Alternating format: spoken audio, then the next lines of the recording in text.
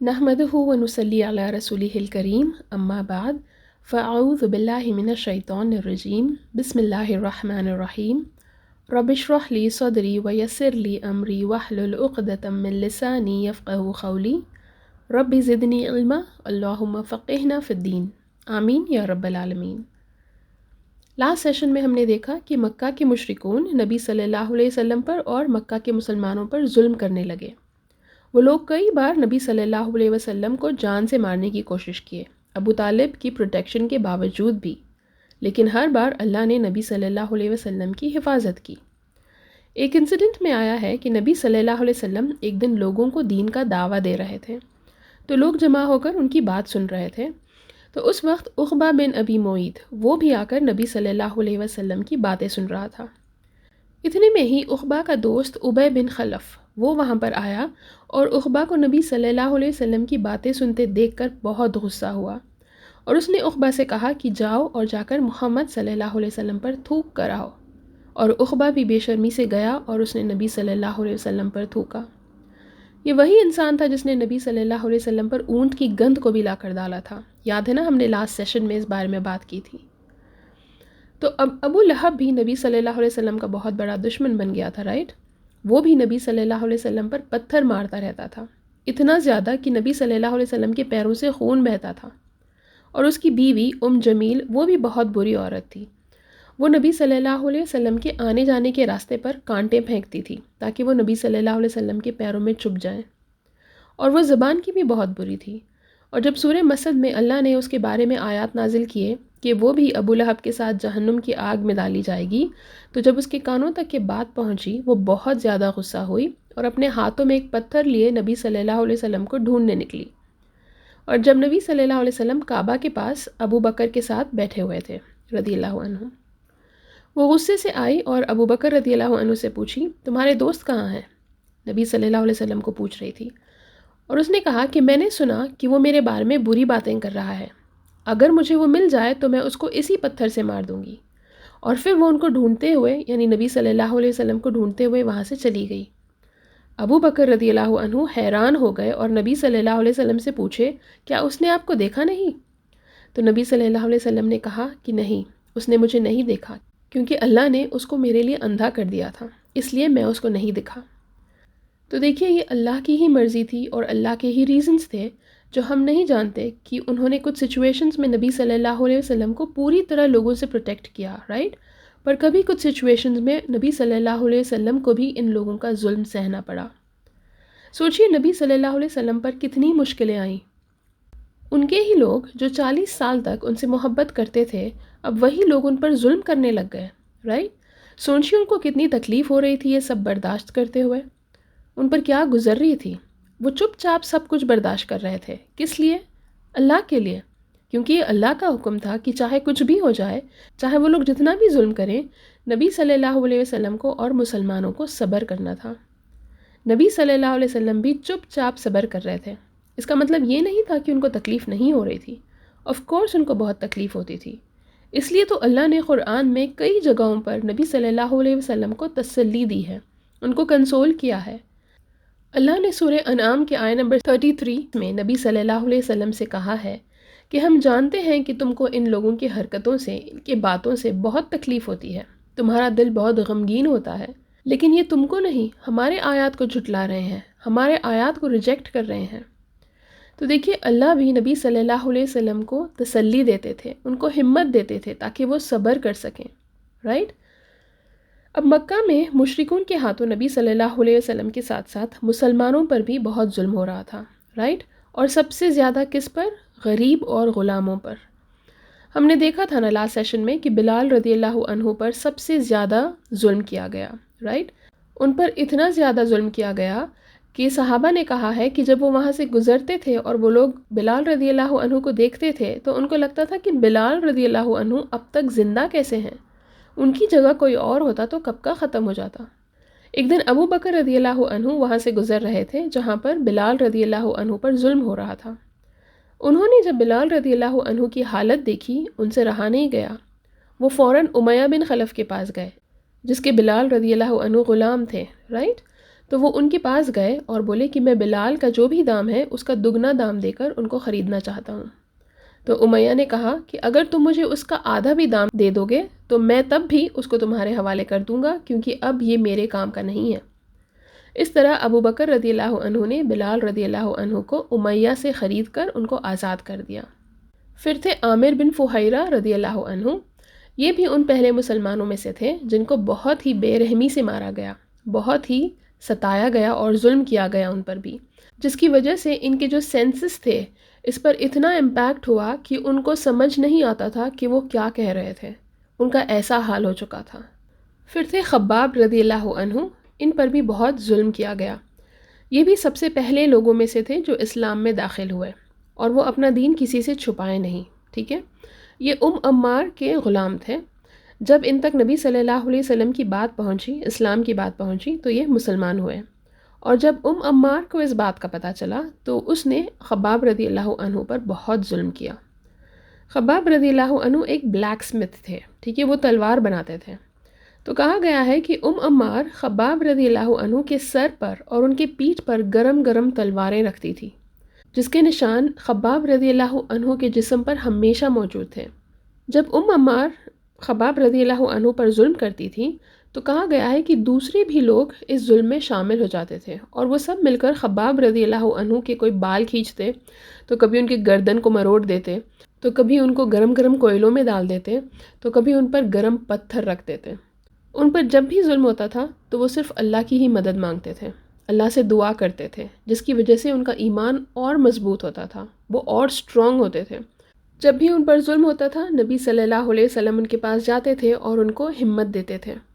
تو کہا گیا ہے کہ ایک دن عمار کو ایسی بیماری ہوئی، اس کا سر ایسا درد ہوتا تھا جس کا کوئی علاج نہیں تھا، تو اس سے کہا گیا تھا کہ اس کو اپنے سر پر گرم گرم لوہا رکھنا ہوگا اور اس کی بیماری کا یہی علاج ہوگا، اور ایسا ہی کیا گیا۔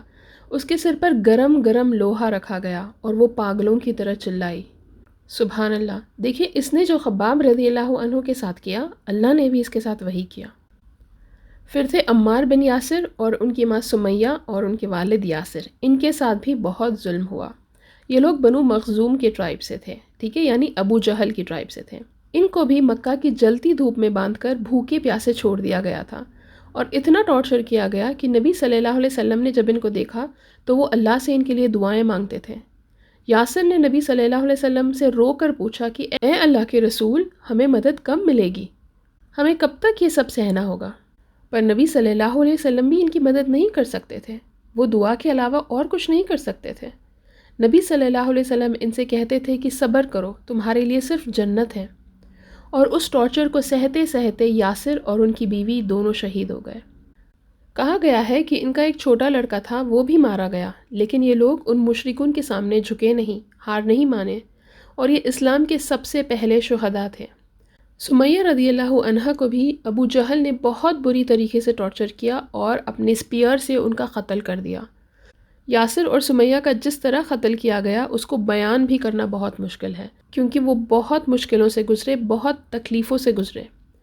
اب عمار رضی اللہ عنہ کی باری تھی، اور ان کے ماں باپ کا حال دیکھ کر یہ تو ٹوٹ ہی گئے تھے۔ انہوں نے بھی اتنا ظلم سہا کہ ان کے اندر اب کوئی ہمت نہیں باقی تھی۔ ان کو لگا کہ اگر یہ مشرکون کی بات سن لیں گے تو کم سے کم زندہ بچ جائیں گے، اور پھر بعد میں نبی صلی اللہ علیہ وسلم کے ساتھ جا کر مل لیں گے۔ تو انہوں نے اپنی جان بچانے کے لیے ان مشرکون کی بات سن لی اور وہی کہا جیسا وہ مشرکون چاہتے تھے، کہ لات، منات، عزا یہ سب ان کے خدا ہیں۔ لیکن یہ کہنے کو تو کہہ دیے، لیکن اندر سے ان کا دل تڑپ اٹھا کہ کہیں ان کا ایمان تو ختم نہیں ہو گیا۔ تو اب کیونکہ انہوں نے مشرکون کی بات مان لی تو مشرکون نے ان کو چھوڑ دیا۔ تو جیسے یہ رہا ہوئے، یہ فوراً نبی صلی اللہ علیہ وسلم کے پاس گئے اور ان کو وہ سب کچھ بولے جو ان کے ساتھ ہوا تھا۔ نبی صلی اللہ علیہ وسلم نے پوچھا کہ تمہارا دل اب کیا کہتا ہے؟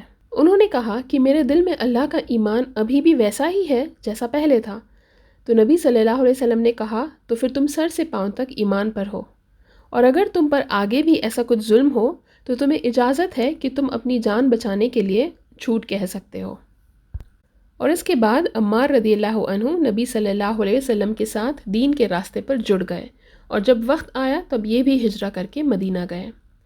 تو اب تک ہم جس کی بات کر رہے تھے وہ چاہے بلال رضی اللہ عنہ ہو یا پھر عمار رضی اللہ عنہ ہو یا ان کے ماں باپ سمیہ یا یاسر ہو، ان سب لوگوں کو ٹارچر اس لیے کیا گیا کیونکہ یہ لوگ سب اسلام کو اوپنلی ڈکلیئر کیے، رائٹ؟ پر کچھ لوگ ایسے بھی تھے جو اسلام قبول کیے لیکن وہ اپنے ایمان کو یا اپنے اسلام کو اوپنلی ڈکلیئر نہیں کیے، اس کو چھپا کر رکھے تھے، اور اس کیٹیگری کے کئی لوگ تھے۔ لیکن ہم ایک اسپیسیفک انسان کی بات کریں گے جس کا نام تھا ارقم بن ابی ارقم رضی اللہ عنہ۔ اب ان کا نام شاید آپ لوگوں نے دوسرے صحابہ جتنا نہیں سنا ہے، لیکن ان کا رول اسلام میں بہت امپورٹنٹ رہا ہے۔ تو ارقم بن ابی ارقم رضی اللہ عنہ بنو مخزوم کی ٹرائب سے تھے، اور یہ کس کی ٹرائب تھی؟ اگین ابو جہل کی ٹرائب تھی۔ ابو جہل اس کا لیڈر تھا، اور ابو جہل کو اس بات کا پتہ نہیں تھا کہ ارقم رضی اللہ عنہ نے اسلام قبول کیا، کیونکہ اگر ان کو اس بات کا پتہ چلتا تو پھر ان کو بھی ٹارچر کیا جاتا، تو اس لیے انہوں نے اپنے اسلام کو، اپنے دین کو چھپا کر رکھا۔ تو جب یہ اسلام قبول کیے، ان کی عمر زیادہ نہیں تھی، یہ بہت ہی ینگ تھے، کہا گیا ہے کہ یہ اراؤنڈ 16 سے 17 سال کے تھے، کچھ اسکالرز کہتے ہیں کہ شاید یہ اس سے بھی کم تھے۔ اب اس وقت لوگ بہت جلدی ہی میچور ہو جاتے تھے، رائٹ؟ خیر، تو ارقم بن ابی ارقم رضی اللہ عنہ کو ان کے والد سے ایک گھر ملا جو وہ ان سے انہیرٹ کیے، ٹھیک ہے؟ ان کا یہ گھر صفا کے پہاڑ کے پاس تھا، اور یہ گھر ایسی جگہ پر تھا جہاں پر لوگ اس میں سیکریٹلی آ سکتے تھے اور جا سکتے تھے، اور باہر والے لوگوں پر بھی نظر رکھ سکتے تھے۔ تو ان کا گھر مسلمانوں کے لیے ایک سیکریٹ جگہ بن گیا تھا جہاں پر نبی صلی اللہ علیہ وسلم لوگوں کو دین سکھاتے تھے۔ اس گھر میں کافی لوگ شہادہ پڑھے اور کافی سارے لوگ اسلام قبول کیے، جس میں حمزہ رضی اللہ عنہ اور عمر رضی اللہ عنہ بھی تھے۔ تو یہ لوگ یہاں پر مشرکون سے چھپ کر عبادت کرتے تھے، دین سیکھتے تھے، قرآن سیکھتے تھے۔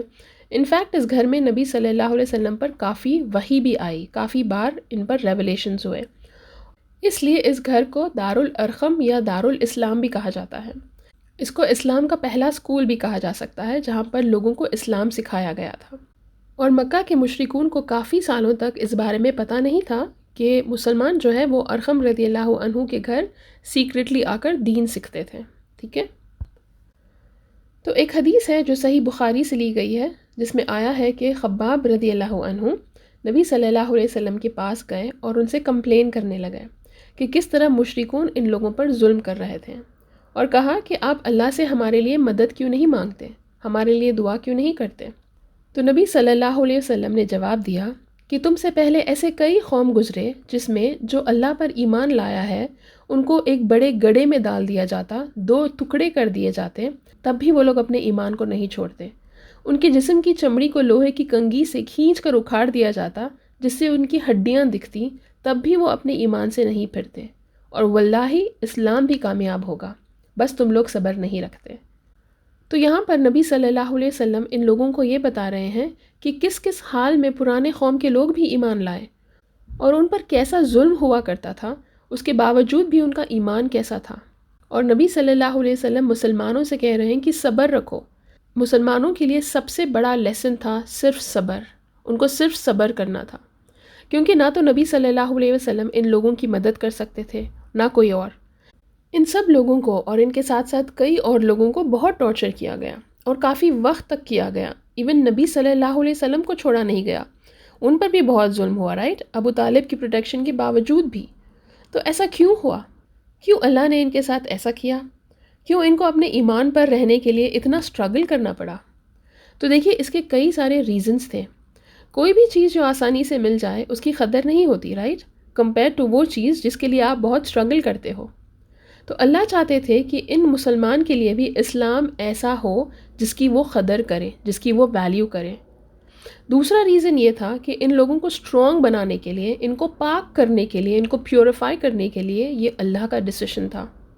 تیسرا ریزن یہ تھا کہ اگر ان کے لیے سب کچھ آسان ہوتا تو کیا یہ اللہ کو یاد کرتے، اور اللہ کو اس طرح یاد کرتے جس طرح یہ لوگ اس مشکل میں یاد کر رہے تھے؟ نہیں، رائٹ؟ جو انسان بہت زیادہ تکلیف میں ہوتا ہے وہی تو اللہ کو بہت زیادہ یاد کرتا ہے، رائٹ؟ اللہ نے کہا ہے نا کہ وہ انسان کو آزمائے گا اس حد تک کہ انسان کا مال، اس کا پیسہ، اس کی اولاد، اس کا سٹیٹس، اس کے پاس جو کچھ بھی ہو وہ اس کے کام نہیں آئے گا جب تک کہ اس کو یہ ریئلائز نہیں ہوگا کہ اللہ کے سوا کوئی اور اس کی مدد نہیں کر سکتا۔ حدیث میں آیا ہے کہ اللہ جسے چاہتا ہے اسی کو سب سے زیادہ ٹیسٹ کرتے ہیں، رائٹ؟ ایسا ہی اللہ کسی کے درجات بلند نہیں کرتے، اس کو آزمائش سے گزرنا ہوتا ہے، رائٹ؟ اللہ نے قرآن میں کیا کہا ہے کہ اگر تم صرف یہ کہہ دو گے کہ ہم ایمان لائے تو تم چھوڑ دیے جاؤ گے، تم پر کوئی آزمائش نہیں ہوگی۔ اللہ بالکل آزمائے گا۔ یہ بھی ان مسلمانوں کی آزمائش تھی۔ اللہ چاہتے تو اللہ ان کے لیے آسان کر سکتے تھے، ان کے لیے مدد بھیج سکتے تھے۔ اللہ کے لیے کوئی مشکل بات نہیں تھی۔ اللہ چاہتے تھے کہ مسلمان اس آزمائشوں سے گزرے تاکہ وہ اسٹرانگ بن کر نکلے، ٹھیک ہے؟ تو دیکھیے، اب جو لوگ ایمان لائے تھے تو اس میں ایسے بھی لوگ تھے جو اپنے گھر والوں کے خلاف جا کر اسلام قبول کیے، ٹھیک ہے؟ جن میں سب سے فیمس اگزامپل آتا ہے سعد بن ابی وقاص رضی اللہ عنہ کا۔ یہ مڈل کلاس سے تھے اور یہ بھی ان پہلے لوگوں میں سے تھے جو اسلام قبول کیے ابو بکر کے ہاتھوں، ٹھیک ہے؟ اور سعد بن ابی وقاص ان 10 لوگوں میں سے ہے جن کو نبی صلی اللہ علیہ وسلم نے ان کی زندگی میں ہی جنت کی خوشخبری سنا دی، ٹھیک ہے؟ ان 10 لوگوں کو کیا کہا جاتا ہے؟ عشرہ مبشرہ، رائٹ؟ تو جب سعد رضی اللہ عنہ نے اسلام قبول کیا تو ان کی ماں ان کے اس دین کے خلاف تھی، ٹھیک ہے؟ اور جب ان کی ماں کو اس بات کا پتہ چلا تو انہوں نے سعد رضی اللہ عنہ سے کہا کہ تم نے ایسے دین کو اپنایا ہے جس کے لیے تم نے اپنے ماں باپ کے مذہب کو چھوڑ دیا ہے، تو جب تک تم اپنے مذہب پر واپس نہیں آؤ گے، اپنے ماں باپ کے مذہب پر واپس نہیں آؤ گے، تب تک میں کچھ کھاؤں گی پیوں گی نہیں، جب تک میں کھانا پینا بند کر دوں گی، اور چاہے میں مر بھی کیوں نہ جاؤں۔ تو سعد رضی اللہ عنہ نے ان سے کہا کہ آپ ایسا مت کریے، کیونکہ میں محمد صلی اللہ علیہ وسلم کے دین کو نہیں چھوڑ سکتا۔ ان کی ماں نہیں مانی اور یہ کافی دن تک بھوکی پیاسی رہیں، اور کافی دن گزر چکے تھے اور ان کی ماں بہت کمزور ہوتی جا رہی تھی۔ پھر ایک دن سعد رضی اللہ عنہ نے کہا کہ اے میری ماں، اگر تم 70 بار بھی اپنی جان دو گی تب بھی میں اسلام کو نہیں چھوڑ سکتا۔ میں آپ سے بہت محبت کرتا ہوں، لیکن میں اس سے بھی زیادہ اللہ اور اس کے رسول سے محبت کرتا ہوں، تو میں اس دین کو نہیں چھوڑ سکتا۔ تو جب سعد رضی اللہ عنہ کی ماں نے ان کی بات سنی تو ان کو سمجھ آ گیا تھا کہ سعد رضی اللہ عنہ ان کی بات نہیں سنیں گے، اور ان کو ہی اپنی ضد چھوڑنی پڑی، اور اس طرح وہ خود ہی کھانا پینا شروع کر دی تھی۔ تو دیکھیے، اب جو مسلمانوں پر ہر طرح کا ظلم ہو رہا تھا مکہ میں، چاہے وہ ہم نے دیکھا کہ بلال رضی اللہ عنہ کے ساتھ ہوا، خباب رضی اللہ عنہ کو ستایا گیا، ایسے کافی سارے مسلمان تھے جن کو ستایا جا رہا تھا، رائٹ؟ تو ایک دن نبی صلی اللہ علیہ وسلم نے ان مسلمانوں سے کہا کہ تم میں سے جو بھی مکہ چھوڑ کر جا سکتا ہے وہ مکہ چھوڑ کر چلا جائے۔ اب یہ بات سن کر لوگ حیران ہو کر نبی صلی اللہ علیہ وسلم سے پوچھے کہ ہم کہاں جا سکتے ہیں یا رسول اللہ؟ ہمارے لیے کون سی جگہ ہے جو ہم مکہ چھوڑ کر چلے جائیں؟ تو نبی صلی اللہ علیہ وسلم نے کہا حبشہ چلے جاؤ۔ حبشہ یعنی ایبیسینیا، اور یہ کہاں ہے؟ افریقہ میں ہے۔ اب ایبیسینیا ہی کیوں؟ کیونکہ انہوں نے سنا کہ وہاں کا جو رولر تھا، جس کو نجاشی کہا جاتا ہے، وہ ایک کرسچین تھا، لیکن وہ ایک جسٹ رولر تھا، یعنی بہت ہی عدل کرنے والا تھا۔ عدل کرنے والے کا مطلب کیا تھا؟ کہ وہ بیسکلی اپنے لوگوں کو فریڈم دے رہا تھا کہ وہ جو مذہب چاہے اس کو فالو کر سکتے ہیں، تو مسلمان بھی وہاں جا کر اپنے دین کو پریکٹس کر سکیں گے۔ اور دیکھا جائے تو کرسچینز جو ہیں وہ ایک طرف سے مسلمانوں کے ریلیجن کے بہت قریب ہیں، رائٹ؟ ان کی کرسچینٹی کو اسلام سے کمپیئر کیا جائے تو کافی سملیرٹیز ہے دونوں میں۔ تو اب یہ جب بات ہوئی مائگریشن کی، یہ ریولیشن ملنے کے 5th ایئر کی بات تھی، ٹھیک ہے؟ یعنی نبوت ملنے کا 5th ایئر تھا، یعنی نبوت ملنے کے 3 سال میں، یعنی 3rd ایئر میں اللہ سے حکم آیا تھا نبی صلی اللہ علیہ وسلم کو کہ اب دعویٰ کو پبلکلی دیا جائے، رائٹ؟ تو اب اس کے 1 سے 2 سال میں ہی مسلمانوں کے ساتھ اتنا ٹارچر ہو رہا تھا۔ تو اب یہ 5th ایئر چل رہا تھا نبی صلی اللہ علیہ وسلم کو نبوت ملنے کے بعد، ٹھیک ہے؟ تو اب یہ 5th ایئر کی بات تھی جو نبی صلی اللہ علیہ وسلم مسلمانوں سے بول رہے تھے کہ تم لوگ ایبیسینیا چلے جاؤ، حبشہ چلے جاؤ۔ تو اب یہ بات سن کر لوگوں کا ریاکشن کیسا تھا ہوگا؟ سب سے پہلے تو ان میں سے کافی سارے ایسے لوگ تھے جس پر بہت زیادہ ظلم ہو رہا تھا، وہ ٹریول کرنا افورڈ بھی نہیں کر سکتے تھے، نہ ان کے پاس کوئی پیسہ تھا، نہ ان کے پاس کوئی جانور تھے، اور وہ سلیوز تھے، رائٹ؟ غلام تھے، تو ان کے اونرز ان کو نہیں چھوڑ سکتے تھے۔ تو اب کیونکہ یہ غریب نہیں جا سکتے تھے، اس کا مطلب یہ نہیں تھا نا کہ کوئی بھی نہیں جائے، تو اس لیے نبی صلی اللہ علیہ وسلم نے اجازت دے دی تھی کہ جو جا سکتا ہے وہ چلا جائے۔ اب جو مسلمان تھے ان میں سے جو لوگ بھی یہ افورڈ کر سکتے تھے، ٹھیک ہے، مائگریٹ کرنا افورڈ کر سکتے تھے، ان کے لیے کیا چیلنجز تھے؟ کیا وہ خوش تھے کہ ان کو چھوٹ مل گئی ان مشرکین سے؟ ان لوگوں کے لیے بھی اور باقی دوسروں کے لیے بھی یہ امیجن کرنا بھی مشکل تھا کہ ان کو اپنا گھر اپنی جگہ چھوڑ کر جانا ہوگا. اس وقت آج کل جیسا وقت نہیں تھا رائٹ کہ بڑے آسانی سے ٹریول کر کے نکل جائیں. سب سے پہلے تو مکہ چھوڑنا یہ ان کے لیے بہت مشکل تھا. اپنی زمین کو چھوڑ کر جانا، اپنے ٹرائبز کو چھوڑ کر جانا، یہ بہت مشکل تھا. یہاں مکہ میں پھر بھی وہ اپنے ٹرائبز کے ساتھ رہتے تھے رائٹ، تھوڑی بہت پروٹیکشن مل ہی جاتی تھی، کوئی نہ کوئی تو کھڑا ہو ہی جاتا تھا. لیکن کوئی نئی جگہ جانا یہ تو بہت ہی رسکی تھا. نہ کسی کا ساتھ، نہ کسی کی پروٹیکشن، نہ کوئی ٹرائبز رائٹ. کب کون کیا کر دے گا نہیں پتہ، کوئی مار دے گا، کوئی چوری کر لے گا، کچھ بھی ہو سکتا تھا. اور ریفیوجی کی زندگی گزارنا پڑتا تھا رائٹ، عزت بھی نہیں ملتی تھی. اور دوسری طرف مکہ سے جانا یعنی اپنا سب کچھ چھوڑ کر جانا، اپنا مال، اپنی پراپرٹیز، اپنی بھیڑ بکریاں. اس وقت لوگوں کے پاس یہی سب تو ہوتا تھا، کوئی بینک بیلنس تو نہیں ہوتا تھا رائٹ. لوگ کاروبار کرتے تھے، چھوٹے موٹے ہی صحیح، جو کچھ بھی ایسیٹس ہوتے تھے وہ سب چیزوں کو وہ اٹھا کر نہیں لے جا سکتے تھے، تو وہ سب ان کو یہیں چھوڑ کر جانا تھا. کیونکہ دیکھیے آپ جب ٹریول کرتے ہیں تو آپ اپنا سب کچھ نہیں لے جا سکتے، آپ جتنا لے جا سکتے ہیں اتنا ہی لے کر جائیں گے رائٹ، باقی سب کو تو آپ کو یہیں چھوڑ کر جانا پڑے گا. تو یہ سب ان کے لیے بھی آسان نہیں تھا.